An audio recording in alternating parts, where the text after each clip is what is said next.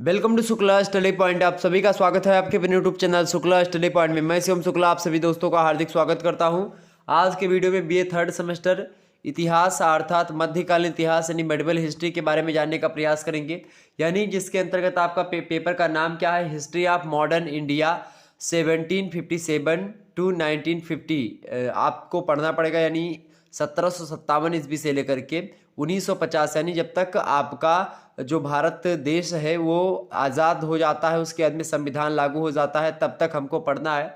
और प्लासी का युद्ध आपको पता होगा 1757 ईस्वी से, तो यहाँ से हमको स्टार्ट करके और 1950 तक यानी कि जब भारत एक लोकतांत्रिक गणराज्य के रूप में उभरता है, भारतीय संविधान लागू होता है, वहाँ तक के इतिहास को हमको BA second year third semester में हमको पढ़ना है। इतिहास के अंतर्गत मध्यकालीन इतिहास में आपको बता दूं कि हिंदी और अंग्रेजी दोनों भाषाओं में आपको यहाँ पर क्लासेस मिलेगी। यानी कि जो प्रश्न होंगे वो यानी कुछ इसमें हमने जैसे कुछ पहले हम चैप्टर्स को समझेंगे, उसके बाद में मैं जो है ऑब्जेक्टिव टेस्ट भी लगाऊंगा आपके। ठीक है, इस चैप्टर से बनने वाले समस्त महत्वपूर्ण ऑब्जेक्टिव प्रश्नों के ऊपर चर्चा करूंगा। तो हिंदी और अंग्रेजी में वो सारे प्रश्न होंगे। ओके, चैप्टर 1 के बारे में हमको चर्चा करनी है। चैप्टर 1 में हम क्या पढ़ेंगे आज? भारत में यूरोपीय कंपनियों का आगमन। चूंकि भारत में यूरोपीय कंपनियों के आगमन से आप देखिएगा एक नई विचारधारा का सूत्रपात होता है और मुगल सत्ता जो थी एक प्रकार से जब धीरे धीरे डगमगाना प्रारंभ हो जाती है, वहीं से आप देखिएगा भारत में कोई केंद्रीय सत्ता नहीं रह जाती है, केंद्रीय सत्ता का अभाव होता है।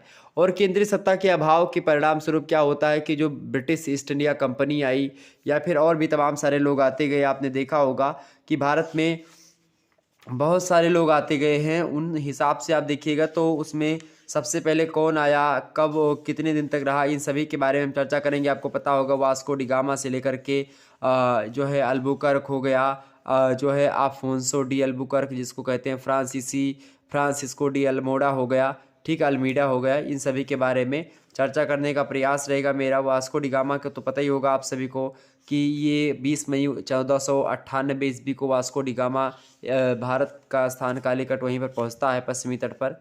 ठीक, तो जो व्यापारिक बंदरगाह है आजकल, तो कुल मिलाकर के आप देखिएगा ये सब लोग क्यों आखिरकार जो है खोज करने के लिए निकलते रहते थे। क्यों कहा जाता है कि वास्को डी गामा ने भारत की खोज करी, क्यों कहा जाता है कोलंबस ने अमेरिका की खोज करी? क्या उससे पहले भारत या उससे पहले अमेरिका नहीं था? थे, लेकिन इन्होंने क्या किया था, वास्को डी गामा ने समुद्री मार्ग के माध्यम से भारत की खोज करी थी। चूंकि उस समय हुआ क्या था, मैं थोड़ा सा आपको रेफरेंस देना चाहूँगा, चलिए मैं थोड़ा सा चर्चा ही कर लेता हूँ। उस समय क्या हुआ था कि जो व्यापारिक मार्ग हुआ करते थे वो 3 तरीके के व्यापारिक मार्ग हुआ करते थे। भारत पर व्यापार करने के लिए या पश्चिमी देशों का जो पूर्वी देशों पर व्यापार हुआ करता था वो 3 माध्यम से हुआ करता था। यूरोप और भारत के बीच का जो व्यापार था वो स्थल और जल मार्गों से हुआ करता था। पहले 2 मार्ग जो थे वो स्थल मार्ग थे और जो लास्ट वाला था वो जल मार्ग था। स्थल मार्ग की अगर मैं बात करूं तो जैसे कि एक उत्तरी मार्ग जो कि आक्सस नदी से कैस्पियन सागर से होता हुआ काला सागर तक जाता है, कुस्तुनतुनिया पर जाकर के समाप्त हो जाता है, एक वो मार्ग था। एक दूसरा मार्ग था जो कि मध्यम मार्ग था, जो ईरान और सीरिया होता हुआ भूमध्य सागर जो है वहाँ तक जाता था। तो इन दोनों मार्ग से होता था। एक तृतीय मार्ग था जिसको जल मार्ग, दक्षिण जल मार्ग कहा जाता था। यह समुद्री मार्ग भारत के पश्चिमी तट से अरब सागर, फारस की खाड़ी, लाल सागर से मिस्र तक जाता था। इसके बाद नील नदी से भूमध्य सागर पर स्थित सिकंदरिया बंदरगाह तक जाता था। तो कुल मिलाकर के ये समुद्री व्यापार इस प्रकार से हुआ करते थे। लेकिन हुआ क्या, कुछ कुछ दिनों के बाद में क्या होता है, इस्लाम धर्म का उदय होता है, इस्लाम अपने चरम पर होता है। उसी समय इस्लाम का जब उत्थान हुआ तो क्या हुआ, 7वीं शताब्दी के आसपास में, तो इस्लाम के उत्थान के बाद ईरान, पश्चिमी एशिया और मिस्र, ये सब जो है या अरब, इन सभी का क्या हो गया, इन सभी पर किसका अधिकार हो गया? अरब, जो अरब के लोग थे यानी अरबियों का अधिकार हो जाता है ईरान पर, पश्चिमी एशिया, मिस्र पर, इन सभी पर। और इससे क्या होता है कि भारत का और जो यूरोप का व्यापार अभी तक स्थल माध्यमों से हो रहा था, स्थल मार्गों से हो रहा था, वो मार्ग अवरुद्ध हो जाता है। और जब वो मार्ग अवरुद्ध हो जाता है तो होता क्या है भाई, इसके बाद क्या होता है, लोग जो है उत्तरी मार्ग का प्रयोग करते रहे, मतलब कि शुरू किया, लेकिन उसमें भी कुछ दिक्कतें आई, व्यापारिक संकटों का सामना करना पड़ा। व्यय ज़्यादा होने लगी। यूरोप और भारत के व्यापार में वृद्धि एक प्रकार से ज़्यादा लोग जो है, चूँकि भारत में उस समय मसाले बहुत अधिक मात्रा में हुआ करते थे और मसालों के कारण से यूरोप में चूँकि मसाले होते नहीं थे और चूँकि यूरोप में खेती पाती भी उतनी ज़बरदस्त तरीके से नहीं होती है, क्यों? चूँकि वहाँ पर ठंडी ज़्यादा पड़ती है। तो इसीलिए भारत में क्या था कि वहाँ के लोग क्या करते थे, फ्रिज के रूप में जैसे मांस वगैरह खाते थे वो लोग, तो क्या करते थे, जैसे मांस खाने के लिए जैसे कि कोई बड़ी बड़े पशु हो गए तो उनको उन पर मसाला लगा करके उनको अचार की भांति साज देते थे। जैसे अचार साजा जाता है उस किसी जार में रख करके, वैसे वो लोग पहले पृथ्वी पर गड्ढा यानी कि जो है ज़मीन में गड्ढा खोदते थे, उसके नीचे नमक की परत, उसके ऊपर काली मिर्च, लौंग, इलायची, इन सभी की परत यानी मसाले की परत, बगल से मसाले और नमक की परत, फिर ऊपर से नमक और मसाले की परत लगा देते थे। उसके बाद में मरे हुए पशु को या कोई किसी प्रकार के पशु को उसी में लेटा देते थे। तो एक प्रकार से वो एक इसको फिर ढक देते थे पत्तियों वगैरह से। फिर क्या था वो कि वो ऐसे बना रहता था, मतलब वो ख़राब नहीं होता था नमक के कारण से, और मसाले से वो क्रिया करके टेस्ट हो जाता था, उसका बढ़ जाता था। लोग अचार की भांति जिस प्रकार से हम लोग दाल चावल रोटी सब्जी के साथ अचार का सेवन करते हैं, ठीक उसी प्रकार से वो लोग अचार की भांति उन जो है मांसों को खाने लगते थे। और मसाला चूँकि लगा था तो टेस्ट हो रहा था, मतलब टेस्टी वो थोड़ा सा बन गया था। तो इस प्रकार से देखिएगा कि क्या ये सब होता था। तो अब चूँकि जो ब्रिटिश के लोग थे, सॉरी जो मतलब कि जो व्यापारिक लोग थे जो खास करके यूरोप के थे, वो भारतीय माल को अब लेने में या उसको भेजने में मंगाने में सक्षम नहीं थे। इस कारण से क्या हुआ कि और इस्लाम धर्म ने एक प्रकार से एकदम से रोक लगा दी। मान लीजिए कि उस पर आए तो ज़्यादा पैसे देने पड़े, इस प्रकार से कई चीज़ें हो रही थी। इसके बाद में क्या हुआ कि भारत के लिए समुद्री मार्ग की खोज होना प्रारंभ हो जाती है। वास्को डी गामा एक प्रकार से आप सभी को पता होगा, वैसे आप देखिएगा बहुत पहले से सारे लोग खोज करने प्रारंभ करते हैं, लेकिन आप देखिएगा प्राचीन व्यापारिक मार्ग जब बंद हो जाते हैं तो हमने जो है समुद्री मार्ग की खोज करी। इसके कारण में आप लिख सकते हो पुनर्जागरण के प्रभाव के कारण से दिशा सूचक यंत्र का भी आविष्कार हो गया कि अब जल में भटकने का खतरा नहीं था, ठीक है, ताकि यात्रा को मतलब एक दिशा बताने वाले यंत्र की खोज हो गई। ठीक, ईसाई धर्म के प्रचार करने के लिए लोग अलग अलग देशों में जाने लगे। तो कई सारी चीज़ें हुई है। और स्पेन के नाविक थे कोलंबस, उन्होंने भारत पहुंचने के लिए पश्चिमी मार्ग का अनुसरण किया था और वो अटलांटिक सागर पार करके 1492 ईस्वी में अमेरिका पहुंच गए। वो भारत की खोज करने निकला था कोलंबस, लेकिन वो अमेरिका पहुंच गया। समुद्री मार्ग के माध्यम से भारत की खोज करना, वैसे भारत बहुत पहले से है, भारत का ये नहीं कि इन लोगों ने खोज करी है। ठीक, इस बात पे लगातार लोग खोज करते रहे और लास्ट में आप देखिएगा जो वास्को डी गामा है वो यात्रा अपनी प्रारंभ करता है। जुलाई का महीना था 1497 ईस्वी में, और जो एक प्रकार से पहुंचता है 1498 ईस्वी में। ठीक है, तो कुल मिलाकर के आप देखिएगा वास्को डी गामा 20 मई को 1498 ईस्वी को पहुंचता है। तो कुल मिलाकर के इस प्रकार से ये भारत की खोज होती है। जब भारत की खोज होती है उसके बाद धीरे धीरे क्या होता है कि व्यापार पुनः प्रारंभ हो जाता है जलीय मार्ग के माध्यम से। उसके वास्को डी गामा ने बहुत अधिक मात्रा में जब यहाँ से चीज़ें पाई, तमाम प्रकार की चीज़ें, फिर फ्रांसिस्को डी अल्मीडा 1505 से 1509 ईस्वी तक आया, टहला घूमा। ठीक, इसके अलावा जो है आफोंसो डी अल्बुकर्क 1509 से 1515, ये सब एक प्रकार से वायसराय के रूप में पुर्तगाली बस्तियों के गवर्नर नियुक्त हो जाते हैं ये अल्बुकर्क। इस प्रकार से ये लोग अपनी अपनी नीतियाँ बनाते हैं। ठीक, कुल मिलाकर के ये सब जो है इतिहास में आपको पढ़ना पड़ता है, लेकिन उतना ज़्यादा इंपॉर्टेंट है नहीं, थोड़ा थोड़ा आपको जानना पड़ेगा कि ये सब आए हैं। उसके बाद में ये लोग अपनी नीतियाँ वगैरह बना करके व्यापार वगैरह किया करते थे। धीरे धीरे करके क्या होता है कि तमाम प्रकार के लोग आते रहते, सभी लोगों को पता चला कि हाँ पुर्तगाल के बाद में भारत का, आप देखिएगा पुर्तगाली ये लोग आए। देखिए 1453 ईस्वी में तुर्कों द्वारा, सबसे पहले तुर्कों की अगर मैं बात करूँ तो तुर्कों द्वारा कुस्तुनतुनिया पर अधिकार करने के पश्चात विश्व में सामुद्रिक खोजों का युग प्रारंभ हुआ। यानी यहीं से लोग जो है क्या करने लगे, अलग अलग देशों को जाने के लिए, व्यापार करने के लिए समुद्री मार्ग का खोज करने लगे। चूँकि इस्लाम धर्म का एक प्रकार से प्रभुत्व बढ़ रहा था, वो लोग स्थल मार्ग पर कब्जा कर रखे थे और अगर उधर से जाते तो बहुत ज़्यादा नुकसान होता और आने जाने भी नहीं दे रहे थे। तो कुल मिलाकर के क्या हुआ कि समुद्री मार्गों की खोज लोगों ने प्रारंभ कर दी। इसी श्रृंखला में सबसे पहले भारत में यूरोपीय कंपनियों की अगर मैं बात करूं, सबसे पहले पुर्तगाली लोग आते हैं। ठीक, जिसमें वास्को डी गामा वगैरह हैं, फ्रांसिस्को डी अल्मीडा। उसके बाद में डचों का प्रारंभ होता है। डच की अगर बात की जाए तो डच लोग आए उन्होंने डच जो थे अच्छे नाविक थे, अच्छे नाव चलाने वाले थे, उनकी नौसेना बड़ी शक्तिशाली थी। और कुल मिलाकर के डचों के बारे में बात की है तो हॉलैंड नीदरलैंड के जो व्यापारी थे उन्हीं को डच कहा जाता था। 1580 ईस्वी में के जो है पूर्व पुर्तगाल की राजधानी लिस्बन में भारत जो है और पूर्व की वस्तुएं खरीदते लेते देते रहते थे। इस प्रकार से क्या होता है कि बाद में ये लोग भी चलना प्रारंभ करते हैं। तो भारत में डच जो है 1605 ईस्वी में मसूलीपट्टनम में अपनी प्रथम व्यापारिक कोठी स्थापित करते हैं। और इसके बाद कोरोमंडल तट पर जो है पुलिकट और बंगाल में हुगली और जो है बालासोर में खास करके और पश्चिमी तट पर सूरत में ये व्यापारिक कोठियाँ अपनी बनाते हैं डच लोग। इस प्रकार से आप देखिएगा अहमदाबाद, आगरा, कासिम बाज़ार, चिंसुरा, पटना, इन सभी में इनकी कोठियाँ उपशाखाएँ बनने लगती हैं। कुल मिलाकर के आप देखिएगा 1641 ईस्वी में मलक्का, 1639 में जो है कोमाली, 1656 ईस्वी में कोलंबो से पुर्तगालियों को निकाल करके अपना अधिकार कर लेते हैं लोग। और कुल मिलाकर के पुर्तगालियों से रुष्ट हुआ करते थे। कालीकट का शासक जो था उसका नाम था जमोरियन, वह पुर्तगालियों से रुष्ट था, इसीलिए उसने डच्चों का सहयोग किया।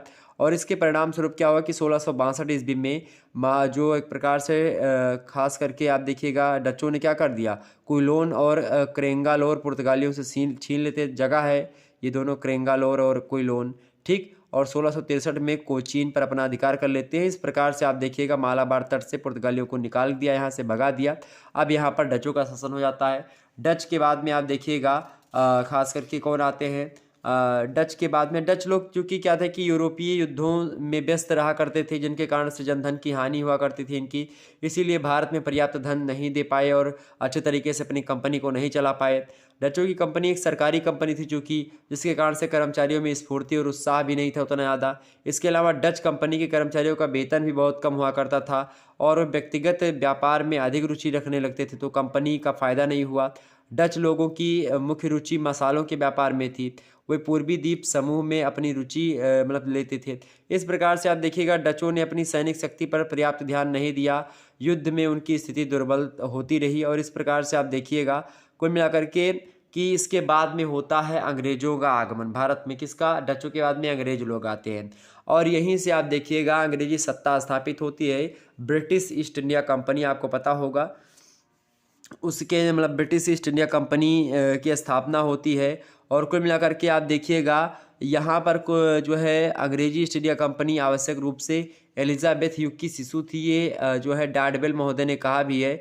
तो ईस्ट इंडिया कंपनी की स्थापना होती है 22 सितंबर 1599 ईस्वी को। लंदन के व्यापारियों ने रानी एलिजाबेथ से पूर्व से व्यापार करने के लिए, मतलब पूर्व जो देश हैं पूर्वी देशों में व्यापार करने के लिए चार्टर प्रदान करने की प्रार्थना करी कि एक हमको चार्टर दे दीजिए, यानी कि एक अधिकार पत्र दे दीजिए। और उन्होंने कहा था कि वे वहीं व्यापार करेंगे जहां पुर्तगालियों के दुर्ग, भंडार, गृह आदि नहीं होंगे, यानी जहाँ पुर्तगाली लोग नहीं होंगे वहाँ पर हम व्यापार करेंगे, ऐसा उन्होंने एलिजाबेथ से कहा।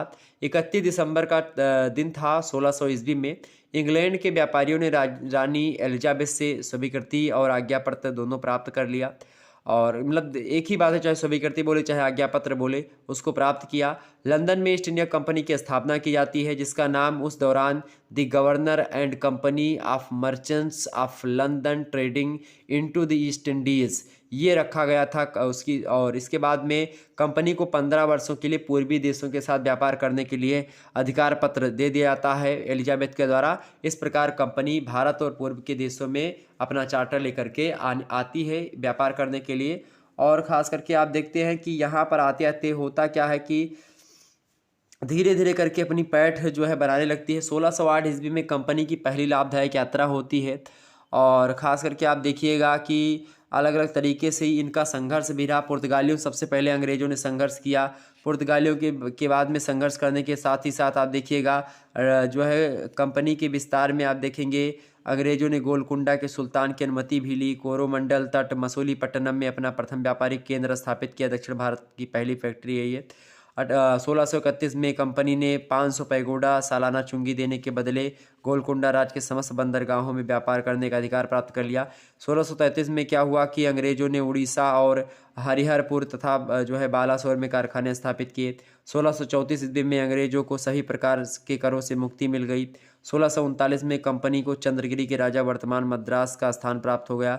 उन्होंने वहाँ पर सेंट जॉर्ज किले का निर्माण करवाया। आप देखेंगे कि धीरे धीरे करके इन्होंने झांसा देना प्रारंभ किया। उसके बाद में पुर्तगालियों से संघर्ष खत्म होने के बाद में मुगलों से यूरोपियों का संघर्ष प्रारंभ होता है। और कुल मिलाकर के आप देखिएगा, चूँकि ये लोग क्या करते थे, कंपनी की स्थिति इसलिए सुधार कर लिया इन लोगों ने, क्योंकि 1707 में क्या हुआ कि जो मुस्लिम शासक था औरंगजेब, उसकी मृत्यु हो जाती है। कंपनी की स्थिति इसी समय सुदृढ़ हो जाती है। 1717 ईस्वी में कंपनी ने सम्राट फर्रुखसियर से गुजरात, हैदराबाद और बंगाल के सूबेदारों के नाम 3 फरमान प्राप्त किए, जिनमें उन्होंने तमाम सारे अधिकार प्रदान किए गए थे उनको। बंगाल के सूबेदार को आज्ञा दी गई थी कि 3000 वार्षिक कर के बदले अंग्रेज कंपनी को कर मुक्त कर देंगे। इस प्रकार से कई सारी बातें कही गई थी कि विजयपट्टनम में कंपनी को भूमि संबंधी सुविधा दी जाएगी, और स्थानीय रक्षा के लिए कंपनी को सैनिक रखने की अनुमति दी जाएगी। हैदराबाद में कंपनी के कर मुक्त व्यापार के अधिकार की पुष्टि की जाएगी। मद्रास में लगे हुए गाँव से लौटा दिए जाएंगे। कलकत्ता के निकटवर्ती गाँव की जमींदारी खरीदने का अधिकार कंपनी को दे दिया जाएगा। कई प्रकार की चीज़ें कही गई। और एक व्यक्ति है ओरमे ने इसी जो है अधिकार को कंपनी का मैग्ना कार्टा का, कुल मिलाकर के यूनाइटेड ईस्ट इंडिया कंपनी का गठन जो होता है एक प्रकार से धीरे धीरे होकर के चलना प्रारंभ हो जाता है। और कई प्रकार से आप देखिएगा इसका त्रिकोणात्मक संघर्ष, एक तो मुगलों से यानी भारतीयों से, दूसरा पुर्तगालियों से, उसके बाद में फिर फ्रांस ईस्ट इंडिया कंपनी आती है, उससे भी प्रारंभ होता है फ्रांसीसी से। तो कुल मिलाकर के उसके बाद में कौन आते हैं भाई, अंग्रेजों के बाद में आते हैं डेनिस। सबसे पहले पुर्तगाली आए, दूसरे नंबर पर डच आए, तीसरे नंबर पर अंग्रेज आए और चौथे पे डेनिस आए और पांचवें पर फ्रांसीसी आए। देखिए ये सब यूरोपीय कंपनियां ही हैं। डेनिस लोग जो आए 1616 ईस्वी में, अंग्रेजों के पश्चात डेनिस जो हैं वो भारत में प्रवेश करते हैं। 1620 ईस्वी में ट्रांक्यूबर यानी तंजौर जिला जो पड़ता है, तंजौर जिला, उसी में अपनी पहली फैक्ट्री डेनिस लोग स्थापित करते हैं। 1676 ईस्वी में सीरमपुर यानी बंगाल में दूसरी फैक्ट्री इन लोगों ने स्थापित करी। और धीरे धीरे डेनिस कंपनी भारत में अधिक ध्यान नहीं दे पा रही थी। दूसरी ओर फ्रांसीसियों एवं अंग्रेजों के मध्य युद्ध भी चल रहे थे और यहाँ विकास की अधिक संभावना नहीं लग रही थी डेनिस को। इसीलिए ये लोग 1845 में डेनिस कंपनी ने अपनी समस्त संपत्ति किसको बेच दी, अंग्रेजों को बेच दी, और यहाँ से बेच करके वो लोग भाग गए। अब हुआ क्या, उसके बाद में कौन आते हैं, फ्रांसीसी। फ्रांसीसियों की बात की जाए तो भारत में पुर्तगालियों के बाद डच, अंग्रेज और डेनिस आए। इनके बाद में आप देखिएगा सबसे अंत में आने वाले हैं फ्रांसीसी। फ्रांसीसी लोग जो आए ये खास करके आप देखिएगा जलमार्ग की खोज के कुछ वर्ष बाद ही फ्रांसीसी जहाज भारत आने लगे थे। लेकिन आरंभ में फ्रांस के व्यापारियों ने भारत में नियमित व्यापार शुरू नहीं किया था, ठीक, और सामूहिक कंपनी कोई नहीं बनाई थी। धीरे धीरे क्या हुआ कि ये लोग भी व्यापारिक कंपनी की स्थापना 1664 ईस्वी में हो जाती है, ठीक, काल्बर्ट की नीति के तहत। और इस प्रकार से लुई 14वें के तत्कालीन वित्त मंत्री थे काल्बर्ट, उन्होंने फ्रांसीसी ईस्ट इंडिया कंपनी की स्थापना करी। कंपनी जो है कहीं ना कहीं पे प्रिंसेस डेस इंडेस ओरिएंटलेस, ठीक है, इस कंपनी को नाम दिया गया। इस प्रकार से आप देखिएगा कि कई तमाम प्रकार की चीज़ें इसमें होती गई। और जो इसका विस्तार हुआ, शुरुआत में जब कंपनी फ्रांसीसी कंपनी भारत आई थी तो पर्याप्त सफलता इसको प्राप्त हुई। चूँकि अंग्रेज लोग अपनी मनमानी कर रहे थे, इसने भी अंग्रेजों की टक्कर दी। अब अंग्रेजों से और फ्रांसीसियों से युद्ध चल रहा था और उधर भारत पर भी उसको करना था। कुल मिलाकर के देखिएगा त्रिकोणात्मक संघर्ष यहीं से प्रारंभ होता है। और कंपनी का एक प्रकार से देखिए भारत में कंपनी की जो प्रगति होती है वो खास करके फ्रेंच ईस्ट इंडिया कंपनी की रूप में होती है। 1721 में कंपनी के कर्मचारियों ने मॉरीशस पर एक प्रकार से अंतिम रूप से अधिकार कर लिया। और धीरे धीरे करके क्या हुआ कि वहीं को उसने नाविक शक्ति का केंद्र बनाया। और अंग्रेजों से इनका ज़्यादा संघर्ष रहा, ये बात ध्यान रखिएगा। कुल मिलाकर के आप देखिएगा कि डच, पुर्तगाली, डच, अंग्रेज, डेनिस और फ्रांसीसी, ये चारों मतलब कि पांचों ये लोग क्या हुए, यूरोपीय मतलब कि 4 यूरोपीय कंपनियां, और पुर्तगाली लोग तो वैसे। तो ये लोग भारत में व्यापार करने के उद्देश्य आई थी। लेकिन धीरे धीरे क्या हुआ कि इनकी लालसा, इनकी लालच बढ़ती गई और इन्होंने क्या किया, इन्होंने साम दाम दंड भेद तमाम प्रकार की जो नीतियाँ थी, किसी भी प्रकार से अपने आप को, अपने व्यवसाय को मजबूत करना, यहाँ पर शासन करना, धीरे धीरे शासन करते करते राजनीतिक सत्ता को हथिया लेना। इस प्रकार से क्या हुआ कि इन यूरोपियों में भी आप देखिएगा अंग्रेजों की नीतियाँ और कार्यकुशलता वो ज़्यादा थी थोड़ा इन लोगों से, फ्रेंच से, डच से। और कुल मिलाकर के उसने अधिकार कर लिया। और धीरे धीरे करके 1757 ईस्वी तक आते आते जो युद्ध होता है प्लासी का, उसके बाद से तो एकदम से पूरा तख्ता पलट ही हो जाता है। तो आगे हम समझते हैं और भी पॉइंट्स को। देखिए 1487 ईस्वी में पुर्तगाली नाविक Bartholomew Dias Cape of Good Hope Africa का दक्षिणी छोर की इसने खोज करी। ये पॉइंट आप ध्यान रखिएगा, एग्जाम में प्रश्न पूछा जा सकता है। तो कुल मिलाकर के हमने सभी यूरोपीय कंपनियों के बारे में थोड़ा थोड़ा जानकारी आपको दे दी, लेकिन इसमें महत्वपूर्ण कौन रहेगी? फ्रांस ईस्ट इंडिया कंपनी और इसके अलावा जो है ईस्ट इंडिया कंपनी। तो जो फ्रांस ईस्ट इंडिया कंपनी है उसका और जो है जो इंग्लैंड की कंपनी, इन दोनों से संघर्ष खूब होगा। और प्लस में जो राजा महाराजा यहाँ के होंगे उनसे, यानी त्रिकोणात्मक संघर्ष। तो इंग्लैंड के समय दो चुनौतियाँ थी, एक तो जो विदेशी कंपनियाँ हैं उनको यहाँ से भगाना ताकि वो एक छत्र राज कर सके, दूसरा था कि यहाँ के राजाओं को मैनेज करना। ठीक, अगला पॉइंट है यहाँ पर देखिएगा, अगला पॉइंट आप समझिएगा, बड़े ध्यान से जानने का प्रयास करेंगे। देखिए 20 मई 1498 ईस्वी को एक गुजराती पथ प्रदर्शक अहमद इब्न मजीद की मदद से भारत के पश्चिमी तट पर स्थित कालीकट बंदरगाह पर कौन पहुंचता है? ये पहुंचता है वास्को डी गामा। किसकी मदद से? अहमद इब्न मजीद की मदद पर। ये पथ प्रदर्शक था, ये मतलब गुजरात का एक व्यक्ति था, ये रास्ता बताने वाला था। इसके अलावा कालीकट के तत्कालीन हिंदू शासक जो थे उस समय जमोरिन, उन्होंने वास्को डी गामा का स्वागत किया। वास्को डी गामा ने काली मिर्च के व्यापार में लगभग 60 गुना से अधिक लाभ कमाया था। इसी कारण से जब इसने यहाँ से वो गया पुर्तगाल, मसालों को बेचा तो जैसे 60 गुना लाभ कमाया। यहाँ से 1000 रुपये का अगर कुछ खरीदा तो वहाँ पर 60,000 रुपये उसकी बिकी। तो 60 गुना जब लाभ कमाया इसने वास्को डी गामा ने, तो वहाँ के लोगों को मतलब पता चला कि भारत में जो है ऐसी ऐसी चीज़ें हैं पूर्वी देशों में, तो उन लोगों ने व्यापार करना प्रारंभ किया। इसके अलावा फ्रांसिस्को अल्मीडा भारत में प्रथम पुर्तगाली वायसराय था। ऑब्जेक्टिव में प्रश्न बन सकता है, ध्यान रखिएगा।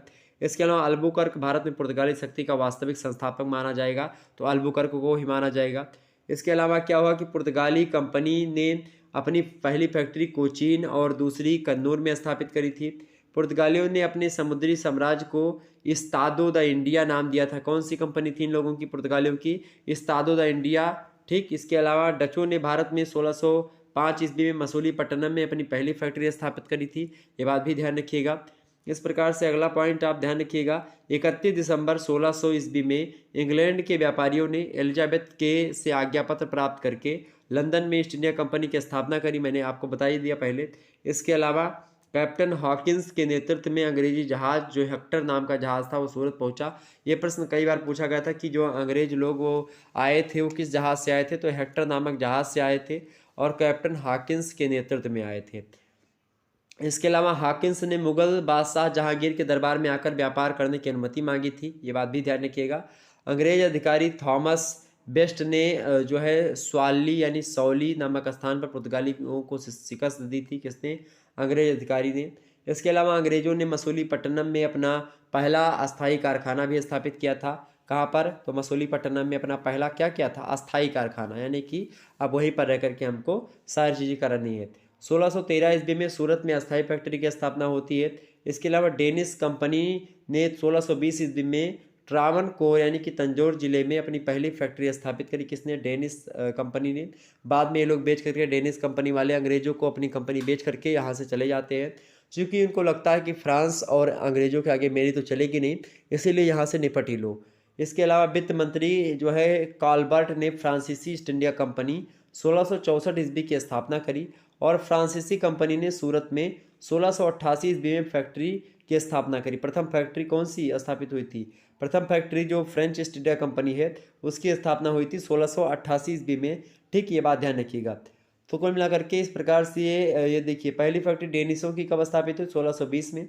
फ्रांसीसियों की 1668 ईस्वी में। आप देखिएगा अंग्रेजों की जो पहली कंपनी है 1613 ईस्वी में। आप देखिएगा अस्थायी कंपनी जो है वो तो वैसे 1600 ईस्वी में ही 31 दिसंबर 1600 में वहाँ पर स्थापित हो जाती है, एलिजाबेथ के मतलब लंदन में ही। लेकिन आप देखिए आकर के कुल मिलाकर के 1611 से 1613 ईस्वी में सूरत में अस्थायी फैक्ट्री की स्थापना होती है। ठीक, तो कुल मिलाकर के इस तरीके से यहाँ पर जो है यूरोपीय कंपनियों का आगमन था। ये यूरोपीय कंपनियां, आपसे प्रश्न पूछा जाएगा कि भारत में यूरोपीय कंपनियों के आगमन का क्या कारण था। सबसे पहली बात कि यहाँ पर जो है व्यापार करना सबसे पहला उद्देश्य था, पहला कारण था कि व्यापार करने के उद्देश्य से लोग आ रहे थे। दूसरा उद्देश्य या कारण ये रहा होगा कि ये लोग मसालों के लिए भारत में निर्भर थे और चूंकि रास्ता बंद हो गया था समुद्री मार्ग से आने का प्रारंभ। ठीक, इसके अलावा जब देखा कि पुर्तगाली लोग या फिर और भी जितने भी लोग आ रहे हैं, डच लोग आ रहे हैं, ये लोग अच्छी कमाई कर रहे हैं, तो अंग्रेज़ों ने भी सोचा कि नहीं, हमको भी ऐसा करना चाहिए। यूरोपीय कंपनियों के आगमन का कारण बहुत सारे कारण हो सकते हैं, कई सारे कारण हमने बताया। चूँकि रास्ता बंद हो गया, इस्लाम धर्म का उदय हो रहा था, ईसाई धर्म का प्रचार करना था लोगों को, तो इस कारण से देखिए तमाम प्रकार के कारण थे जिनके कारण से भारत पर या भारत में पूर्वी देशों में जो है विदेशी लोग आते गए यात्रा करने के लिए। चूँकि यहाँ पर कच्चे माल अधिक मात्रा में हो रहे थे और इन लोगों को उतना ज़्यादा एक प्रकार से, चूँकि वहाँ पर क्या था कि शुरुआत में ही औद्योगिक क्रांति हो रही थी, उसी क्रांति की फलस्वरूप ये लोग क्या कर रहे थे, ये लोग अपनी कमाई के लिए ये लोग जो है अलग अलग देशों में जा करके वहाँ से कच्चे माल को उठा करके और वहीं पर उन्हीं के लोगों को पक्के माल बेच करके अच्छे दाम कमा लेते थे। तो इस प्रकार से बहुत प्रॉफिट था यहाँ पर और कोई ज़्यादा रोक टोक नहीं था। भारत में केंद्रीय सत्ता का अभाव धीरे धीरे होने लगा था। तो ये कई कारण थे जिसके कारण से क्या हुआ, भारत में कंपनियां आती गईं और अपने यहाँ पर उन्होंने पीठ जमा ली। आगे बढ़ते हैं और भी चीज़ों को जानने का प्रयास करते हैं। तो इस प्रकार से जाहिर सी बात है आपको थोड़ी बहुत बातें समझ में आई होंगी। अब ऑब्जेक्टिव टाइप की जो चीज़ें हैं मैं उसको समझने का प्रयास करता हूँ। अगर ऑब्जेक्टिव प्रश्न आपसे पूछेगा तो किस प्रकार से आपको लिखना, देखिए वस्तुनिष्ठ प्रश्न यानी कि ऑब्जेक्टिव टाइप क्वेश्चंस। कैसे प्रश्न आपसे पूछेगा, ऑब्जेक्टिव परीक्षा हो रही है आपकी या लिखित परीक्षा हो रही है, दोनों के लिए इसीलिए मैंने पढ़ाया। चलिए पहला प्रश्न है कि तुर्कों ने कुस्तुनतुनिया पर अधिकार मतलब कब अधिकार किया था। When did the Turks take over, जो है जो भी लिखा हुआ है यहाँ पर कुस्तुनतुनिया, ठीक है, यहाँ पर अंग्रेजी में उसका नाम लिखा हुआ है, ठीक, कुस्तुनतुनिया का। तो कुस्तुनतुनिया पर जो है अंग्रेजों मतलब तुर्कों ने कब अधिकार कर लिया था, कितने एडी में, कितने ईस्वी में। तो कुस्तुनतुनिया पर 1453 ईस्वी में मैंने बताया शुरुआत में अधिकार कर लिया था। किसने, तुर्कों ने अधिकार कर लिया था। अंग्रेजी थोड़ी सी मेरी वीक है तो आप लोग अंग्रेजी खुद ही पढ़ लीजिएगा, ठीक है, अंग्रेजी आप खुद ही पढ़ लीजिएगा। तो बाकी मैं थोड़ा सा प्रयास करूंगा, जो शब्द नहीं आएगा उसको मैं थोड़ा सा प्रोनाउंस करने में प्रॉब्लम तो होती ही, चूँकि हम लोग इंग्लिश तो शुरुआत से पढ़े नहीं है, बाद में जा करके इंग्लिश थोड़ा सा जानकारी हुई कि इंग्लिश भी कोई सब्जेक्ट है। चलिए बाकी छोटा बड़ा ही हम लोग जो है तख्ती और चूही पर लिखा करते थे पहले, ठीक। अंग्रेजी तो बहुत बाद में हम लोगों को पढ़ने को मिली है, ABCD नहीं, हम लोग छोटा बड़ा से पढ़े हैं। अगला, कुस्तुनतुनिया पर तुर्कों के अधिकार होने के पश्चात पूरब एवं पश्चिम में समुद्री व्यापार पर किसका एकाधिकार हो गया था। कुस्तुनतुनिया पर जब तुर्कों ने अधिकार कर लिया अपना, कब अधिकार किया था, 1453 ईस्वी में। उसके बाद में क्या हुआ, उसके पूर्व पश्चिम और पूरब के समुद्री व्यापार पर किसका अधिकार हो गया था। हु हैड मोनोपोलाइज्ड द जो है maritime trade of east and west after the Turks took positions of Constantinople, यानी कि वो कुस्तुनतुनिया है उस पर, ठीक। बताए पुर्तगालियों का अधिकार हो गया था या फ्रांसीसियों का अधिकार हो गया था या डचों का या तुर्कों का, किसका अधिकार हो गया था भाई। तो कुस्तुनतुनिया पर तुर्कों के अधिकार के होने के पश्चात पूरब एवं पश्चिम के समुद्री व्यापार पर जो अधिकार हो गया था, वो अधिकार हो गया था मेरे भाई, वो अधिकार हो गया था तुर्कों का। किसका तुर्कों का अधिकार हो गया था। इसीलिए देखिए समुद्री मार्ग की खोज लोगों को करनी पड़ी। इसके अलावा अगला पॉइंट है आपका, तीसरा प्रश्न है, कोलंबस किस देश का निवासी था। What country was Columbus belong from, बताएं। स्पेन का था, पुर्तगाल का था, ब्रिटेन का था या फ्रांस का था, किस देश का था कोलंबस। कोलंबस ने खोज जो करी थी वो तो अमेरिका की खोज करी थी, लेकिन वो भारत की खोज करने निकला था, अमेरिका की खोज करी थी। लेकिन आपसे प्रश्न पूछ रहा है कि कोलंबस जो था वो किस देश का निवासी था। तो कोलंबस स्पेन का निवासी था। ऑप्शन नंबर इसका बी करेक्ट आंसर होगा। बहुत महत्वपूर्ण प्रश्न है, एग्जाम में आया हुआ प्रश्न है, याद कर लीजिएगा। अगला प्रश्न है, वास्को डिगामा भारत के पश्चिमी तट पर स्थित कालीकट नामक बंदरगाह पर कब पहुंचा था। When did Vasco da Gama reach the जो है Calicut port located on the west coast of India, बताएं कब पहुंचा था। 1400, बिल्कुल सभी लोगों को पता होगा, 1498 ईस्वी। कब पहुंचा था, 1498 ईस्वी में पहुंचा था कि नहीं पहुंचा था, बिल्कुल पहुंचा था 1498। ऑप्शन नंबर इसका ए करेक्ट आंसर होगा। नेक्स्ट प्रश्न देखिएगा, किस भारतीय शासक ने कालीकट में वास्को डिगामा का स्वागत किया था। वास्को डिगामा वाज वेलकम्ड इन जो है Calicut by which India ruler, बताएं। जमोरिन, जैकोबिन या अल्बुकर्क, बताएं। मैंने क्या बताया था आपको, मैंने क्या बताया था कि वास्तविक पुर्तगाली का जो संस्थापक है वो अल्बुकर्क है। मैंने बताया था उस समय वहाँ पर जब भारत में ये वास्को डिगामा कालीकट पहुंचा तो दक्षिण में एक राजा शासन कर रहे थे, उनका नाम था जमोरिन। जमोरिन ने स्वागत किया था। ऑप्शन नंबर इसका ए करेक्ट है। अगला प्रश्न देखिएगा, 6वां नंबर प्रश्न है, भारत में प्रथम पुर्तगाली गवर्नर कौन थे। द फर्स्ट जो है पोर्टुगेज गवर्नर यानी कि जो पुर्तगाली गवर्नर थे वो ऑफ इंडिया वास, वो कौन थे? वास्को डिगामा थे या बार्थोलोम्यू डियाज थे या अल्बुकर्क थे या अल्मीडा? फ्रांसिस्को डी अल्मीडा कौन थे? बताएं। करेक्ट आंसर क्या होगा इसका? बहुत ही जबरदस्त प्रश्न है, बहुत ही अच्छा प्रश्न है। इसका करेक्ट आंसर होगा Francisco de Almora. Option number इसका डी करेक्ट आंसर होगा। 7वां प्रश्न आप सभी लोग देखिएगा। भारत में पुर्तगाली शक्ति का वास्तविक संस्थापक था। द रियल फाउंडर ऑफ पुर्तगाली पावर इन इंडिया वास। अंग्रेजी में लिखा, जो भी आप कुछ पढ़ सकते हैं पढ़िएगा। तो भारत में पुर्तगाली शक्ति का वास्तविक संस्थापक कौन था भाई? बताने का प्रयास करेंगे। तो मैंने आपको क्या बताया? मैंने आपको पहले ही बताया, अभी जब स्टार्ट करने से पहले वीडियो को फिर से बताया था। तो कौन था वास्तविक का भाई? तो अल्बुकर्क ही था। कौन था? अल्बुकर्क। ऑप्शन नंबर इसका सी करेक्ट आंसर होगा। 8वां प्रश्न आप सभी लोग देखिएगा। निम्नलिखित में से पुर्तगाली गवर्नर ने बीजापुर के शासक से गोवा पर कब्जा कर लिया? बताएं। निम्नलिखित में से किस पुर्तगाली गवर्नर ने बीजापुर के शासक से गोवा पर कब्जा कर लिया था? विच ऑफ द फॉलोइंग जो है Portuguese governor had captured Goa from the ruler of Bijapur? बताएं। किससे छीन लिया था पुर्तगाली गवर्नर ने बीजापुर के शासक से गोवा पर कब्जा कर लिया था? किस पुर्तगाली गवर्नर ने? बताएं। फ्रांसिस्को डी अल्मीडा, अल्बुकर्क या नूनो डी कुन्हा या इनमें से कोई नहीं? तो इसका करेक्ट आंसर जो होगा वो कौन सा होगा भाई? करेक्ट आंसर होगा आपका option number B Albuquerque. Okay, कौन सा? अल्बुकर्क। अगला प्रश्न आइए देखते हैं। अगला प्रश्न आपकी स्क्रीन पर आ चुका है, विजिबल हो पा रहा होगा आपके समक्ष। बहुत ही धाकड़ धाकड़ प्रश्न है, जबरदस्त प्रश्न है, इनको जरूर ध्यान रखिएगा। एग्जाम पॉइंट ऑफ व्यू से बढ़िया प्रश्न है। प्रश्न है कि पुर्तगालियों ने भारत में किस स्थान पर प्रथम दुर्ग का निर्माण किया था? वेयर डिड द जो है Portuguese build the first fort in India? बताएं।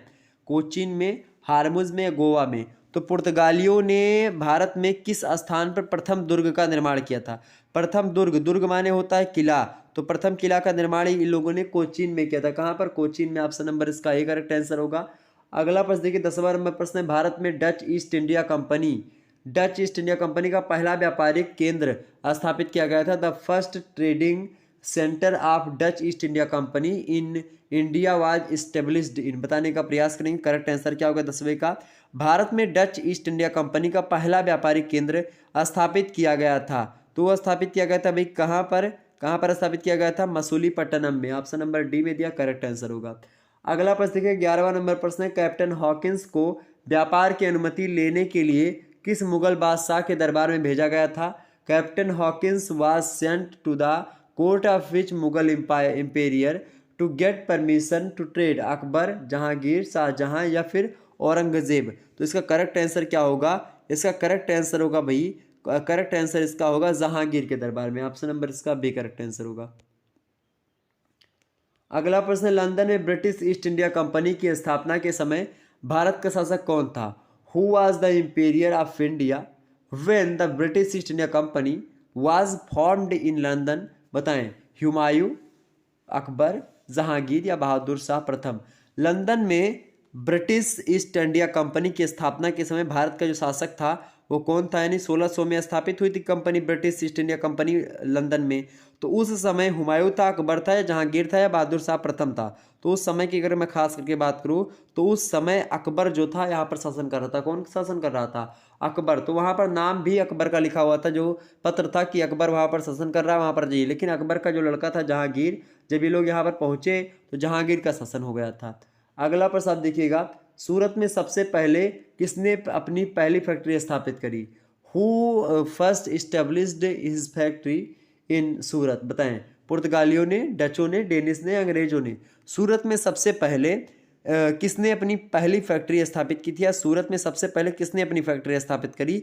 तो व्यक्ति है कौन भाई? वो अंग्रेज लोग थे। ऑप्शन नंबर इसका सी करेक्ट आंसर होगा। इसके अलावा अगला प्रश्न देखिएगा, किस ब्रिटिश अधिकारी ने सौली के स्थान पर पुर्तगालियों को हराया? बताएं। व्हिच ब्रिटिश ऑफिसर जो है defeated the Portuguese in place of Swally? बताएं। स्वाली या सौली के स्थान पर पुर्तगालियों को किसने हराया था? किस ब्रिटिश अधिकारी ने? तो उस ब्रिटिश अधिकारी का नाम था भाई, उसका क्या नाम था? उसका नाम था थॉमस बेस्ट। क्या नाम था?